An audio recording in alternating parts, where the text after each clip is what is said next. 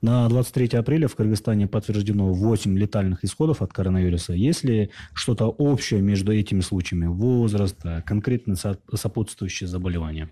Ну, да, это прямая взаимосвязь существует, потому что коронавирусная инфекция, она вот характерна тем, что поражает и приносит большие проблемы среди людей пожилого возраста.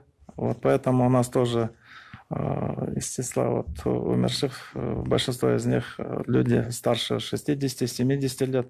Есть умершие, которым было за 80 лет. Соответственно, были сопутствующие хронические заболевания.